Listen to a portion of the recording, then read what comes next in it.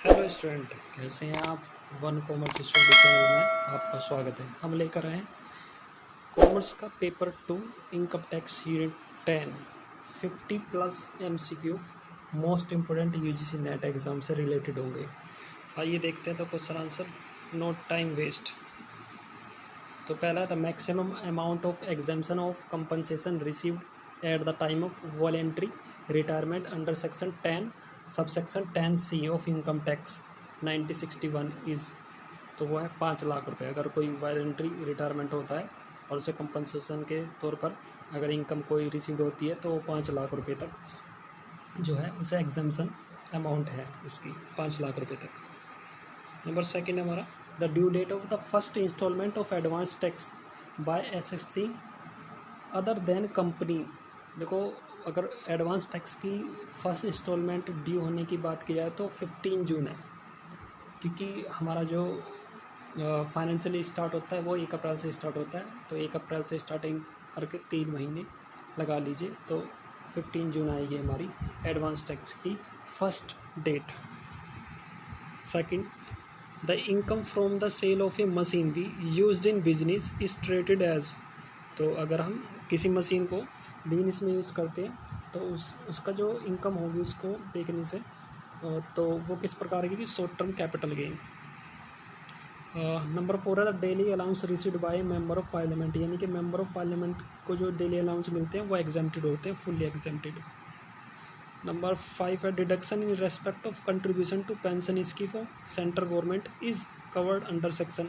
जो central government की जो पेंशन स्कीम है उसका अगर उसमें कंट्रीब्यूशन करते हैं तो वो हमें जो छूट मिलेगी वो 80 CCC D के अंतर्गत मिलेगी। डबल टैक्सेशन रिलीफ कुड भी, तो वो बिलैटरल और यूनिलैटरल, यानी कि 1 साइड एंड 2 साइड दोनों ही हमारा डबल टैक्सेशन रिलीफ मिलती है। तो बहुत इसका आंसर है। नंबर 7 है, डिडक्शन 80 TTA रिलेटेड, किससे रिलेटेड है 80 TTA? तो interest on bank saving account पर जो हमें इंटरेस्ट मिलता है उसके डिडक्शन के लिए है। नंबर 8 है, डिडक्शन 80CC क्या है? इक्विटी सेविंग स्कीम से रिलेटेड है। नंबर 9 है, deduction 80 CCF is related long term infrastructure bonds के आधार पर है। और डिडक्शन 80E किससे है? आपको बहुत ज़्यादा इंपॉर्टेंट है, interest on repayment of education loan के। और नंबर 11 है, compensation on account of loss of profit, यानी कि हानि के कारण जो मुआवजा होगा वो एक तरह से रिवेन्यू रिसिप्ट होगी हमारी। नंबर 12 है, which among the following is artificial judicial person. तो कौन सा कहलाता है आर्टिफिशियल जुडिशियल पर्सन? तो वो होता है कॉरपोरेशन। नंबर 13 है, the section dash of the income tax 1961 define the term person, यानी कि पर्सन की जो डेफिनेशन दी गई है वो किस सेक्शन के अंदर दी गई है? 231 के अंतर्गत दी गई है। मोस्ट इंपोर्टेंट है, a person become a member of HUF, यानी कि एक व्यक्ति HUF का सदस्य बन सकता है, स्टेटस के बेस पर बन सकता है। नंबर 15 है, AOP, यानी कि एसोसिएशन ऑफ पर्सन, किससे मिलकर बना है? तो इंडिविजुअल और नॉन इंडिविजुअल पर्सन दोनों से मिलकर के। नंबर 16 है, एज पर 231 किससे रिलेटेड है हमारी? ये पर्सन से रिलेटेड है। और the following is not included definition of person 231 के अनुसार कौन व्यक्ति इसमें पर्सन में इंक्लूड नहीं होगा 231 के अनुसार? तो वह एक माइनर, एक नाबालिग व्यक्ति। एक पर्सन, एक व्यक्ति में क्या क्या शामिल होंगे? तो आंसर रहेगा हमारा इंडिविजुअल, HUF इंक्लूड रहेगा, कंपनी रहेंगी, फर्म रहेंगी, AOP रहेंगी, BOI रहेंगी, लोकल अथॉरिटी रहेगी। एवरी आर्टिफिशियल जुडिशियल पर्सन भी हमारा एक पर्सन होगा। तो इम्पोर्टेंट क्वेश्चन है। 18, amongst the following dash is empowered to levy tax on the agriculture income। तो कृषि आय पर कौन कर लगाता है? तो वो लगाती है हमारी स्टेट गवर्नमेंट। नंबर 19 है, the central government has been empowered by entry dash of the union list of schedule 7 of the constitution of India to levy tax to income other than agriculture income. तो वो हमारी 82A section के अंदर बताया गया है। Number 20 है, year in which income is taxable is known as dash and year is which income is earn. देखो, जो टैक्स लगता है वो असेसमेंट ईयर में लगता है, और जो हमारी कमाई होती है यानी कि इनकम जो हमने अर्न की है वो प्रीवियस ईयर की होती है हमारी। Number 21, the maximum limit of deduction under section 24B for interest on borrowing capital on or after 1499 for the construction of house property used for self occupation if the house is completed in the within 5 year from the end of the previous year in which loan is taken। 2 lakh तक की हमारी deduction मिल सकती है अगर हमारी self occupied हमारा घर है इंटरेस्ट ऑन लोन के तौर पर। नंबर 22 है, which of the following are include in the business according section 213 के अनुसार। तो बिजनेस में क्या क्या इंक्लूड होंगे? The term business include any trade, commercial और मैन्युफैक्चर और एनी एडवेंचर और concern in nature of trade, commerce और मैन्युफैक्चर। यानी कि व्यापार शब्द में किसी भी व्यापार, वाणिज्य या निर्माण या व्यापार, वाणिज्य या निर्माण की प्रकृति में कोई रोमांचक चिंता शामिल होंगे। ये गूगल ट्रांसलेट है, हिंदी थोड़ी सी अलग है। एक ये हमारा न्यूमेरिकल पार्ट है इसके अंदर। 23 है, एक पाल है व्यक्ति oven a house property following the detail about the property. Municipal value है 72,000 per annum, half fair rent है 66,000, स्टैंडर्ड रेंट है 60,000 और हाउस रेंट लेट आउट है 6,000 पर मंथ। बट जो हुआ was sold on the 1st January 2019। Find out the income from house property for the assessment year 2019 से 20 के लिए। तो आंसर कैसे करेंगे, क्योंकि उसने 1 जनवरी 2019 को मकान बेच दिया है, तो 9 मंथ हमारे कंप्लीट होंगे, तो 9 मंथ की हमें कैलकुलेशन करनी पड़ेगी। म्यूनसिपल और फेयर रेंट दोनों में जो ज़्यादा होगा वह एक्सपेक्टेड होगा, तो एक्सपेक्टेड दोबारा हमारा म्यूनसिपल रेंट है, लेकिन स्टैंडर्ड रेंट से ज़्यादा नहीं होना चाहिए, तो 60,000 हमारा एक्सपेक्टेड रेंट। अब एक्चुअल रेंट है हमारा 6,000 पर मंथ का, और 9 मंथ का लगा लीजिए, क्योंकि 1 जनवरी को मकान बिक चुका है, तो यानी कि जनवरी, फरवरी, मार्च इन 3 महीने का हम नहीं लेंगे रेंट, तो 54। अब स्टैंडर्ड रेंट और जो एक्सपेक्टेड करा हमने 60,000 और 54,000, दोनों में ज़्यादा कैसे कौन सा है? 60,000, लेकिन हम लेंगे नहीं, क्योंकि 60,000 को भी हमें 9 मंथ में कवर करना पड़ेगा, इसलिए 54,000 ही हमारा ग्रेटर देन है। तो हमारी ग्रॉस एनुअल वैल्यू हो गई 54,000। इस पर 30% डिडक्शन लगती है, वो होगी 16,200। तो इनकम फ्रॉम हाउस प्रॉपर्टी हमारी होगी 37,800 रुपीज़। तो आंसर इसका क्या रहेगा? 37,800 रुपीज़। फिर हमारा what is the amount 24 what is the amount of deduction in relation to tea, coffee and rubber development account under section 33AB। चाय, कॉफ़ी और रबड़ के विकास जो अंडर सेक्शन 33AB की कटौती क्या राशि होगी?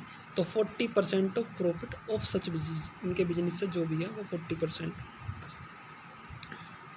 Number 55, the amount of deduction available for the sum paid to a company having it is main object scientific research and development to be used by it the scientific research or some paid for the social science or statistical research to a university, college or a institute will be। तो वैज्ञानिक शोध के लिए जितना भी हमारा होता है साइंटिफिक रिसर्च के लिए, तो 100% वो होता है सम पेड। एग्रीकल्चर इनकम मीन्स क्या है? तो ये आंसर सभी हैं इसके अंदर। रेंट और revenue drive from the land situated in India and used for agriculture purpose. Second भी आंसर है हमारा income from farm building used for the agriculture purpose. और इनकम फ्रॉम स्पेलिंग और seeding, sledding, growing in a nursery. अगर nursery की ब्याह है, nursery में उगने वाले पौधे या पौधों से आए, तो वो भी हमारी एग्रीकल्चर इनकम है। नंबर 27 है, previous year is defined is section 3 के अंदर दिया गया है प्रीवियस ईयर। नंबर 28 है, income from building construct on lease hold in taxable. तो इनकम फ्रॉम हाउस प्रॉपर्टी के अंदर आएगा, यानी कि इनकम फ्रॉम बिल्डिंग कंस्ट्रक्टेड है और लीज होल्ड पर है, तो वो इनकम फ्रॉम हाउस प्रॉपर्टी के अंदर टैक्सेबल है। जो annual value of property of social club will be exempted होगा फ्रॉम टैक्स, टैक्स एग्जाम्प्ट होगा जो सोशल क्लब की इनकम है, एनुअल वैल्यू सॉरी। थर्ड ये income from vacant plot is taxable under the head income from other sources के अंदर। अगर कोई वैकेंट प्लॉट है उससे कोई इनकम हो रही है, तो वो किस हेड के अंदर है? इनकम फ्रॉम अदर सोर्सेज के अंदर। 10 क्या है? टैक्स डिडक्शन या कलेक्शन अकाउंट नंबर है, जो 10 डिजिट का होगा। कैसा होगा? पहले 4 वर्ड जो होंगे उसके अल्फ़ाबेटिक होंगे, 5 उसमें न्यूमेरिकल होंगे और एक लास्ट में अल्फ़ाबेटिक होगा। विच is the charging section of income from house property. कौन सा सेक्शन बताएगा इनकम फ्रॉम हाउस प्रॉपर्टी को? तो सेक्शन 22। 33 है short term capital gain arising the on transfer of listed equity share through recognise stock exchange are chargeable to tax rate क्या कहलाएगा? तो 15% है। लॉन्ग टर्म कैपिटल गेन और chargeable tax, तो long term पे कितना होता है? 20% टैक्स चार्ज होता है। 36 body of individual should consist of, यानी कि BOI के अंदर कौन इंक्लूड होगा? Only individual. According to section 224 define of income is, तो इंक्लूसिव होंगी, इसके अंदर इंक्लूड होंगी बहुत सारी income. Number 38 short term capital gain arising the transfer of listed equity share through recognise stock exchange और चार्जेबल टैक्स रेट, तो 15% जैसे ऊपर बताया था, लेकिन उसकी धारा जो है यानी कि सेक्शन जो है 11111A है। Question number 40 the income tax payable by XYZ in a foreign company on total income 12,50,000, तो उस पर टैक्स कैसे लगाएंगे? 40% का फ्लैट रेट है प्लस 4% एजुकेशन सेस, हेल्थ और एजुकेशन सेस। तो 12,50,000 का 40% निकालेंगे तो आएंगे 5 लाख रुपये, और प्लस 5 लाख का 4% 20,000, तो 5,20,000 उसे टैक्स देना पड़ेगा फॉरेन कंपनी को। 41 the income tax payable by x cooperative society on total income is 50,000, तो कोऑपरेटिव सोसाइटी पर टैक्स का स्लैब कैसा है? 10,000 पर 10% है यानी 1,000, 20,000 से 10,000 तक 20% है यानी कि 2,000, और मान लो 50,000 तक की इनकम है तो 20,000 से लेकर के 50,000 तक 30% है, तो 9,000, तो टोटल हो गए हमारे 12,000, और उसका 4% हेल्थ एंड एजुकेशन सेस, तो वो 4% है 480, टोटल हो गए आंसर इसका 12,480। तो आइए देखते 42 which is the charging section of income under the head profit and gain of business और प्रोफेशन, तो सेक्शन 28 में। Which amongst the following are specific book of account, क्या क्या है स्पेसिफिक बुक? एक कैश बुक है, एक कार्बन कॉपीज और काउंटर फोलियो ऑफ बिल है, और ओरिजिनल बिल इशूड है, ये सभी हैं। Number 44 the book of accounts are to be kept and maintained for a period how many year from the end of the relevant assessment year, यानी खातों की पुस्तकों को कितने वर्षों तक की अवधि के लिए रखा या रखा जाना चाहिए, यानी कि प्रासंगिक मूल्यांकन वर्ष के अंत तक, यानी कि 6 वर्ष। The penalty of failure to maintain account under section 44AA, यानी कि धारा 44AA के तहत खातों को बनाए रखने में अगर विफल रहता है व्यक्ति तो जुर्माना कितना है? 25,000 रुपये। The maximum penalty of failure to get account audit under section 44AB or furnish audit report along with return of income is, यानी कि धारा 44AB के तहत लिखित परीक्षित होने में विफलता के लिए अधिकतम जुर्माना या लेखा परीक्षा, तो वह 1.5 लाख रुपये। The previous year the provision of section 44ADA are applicable if gross receipt from the profession does not exceed, यदि पैसे यानी प्रोफेशन से सकल प्राप्तियां नहीं होती तो धारा 44ADA के प्रावधान लागू होते हैं से अधिक, तो वह है 50 लाख। डिडक्शन लिखा हुआ है, गलत लिखा हुआ है।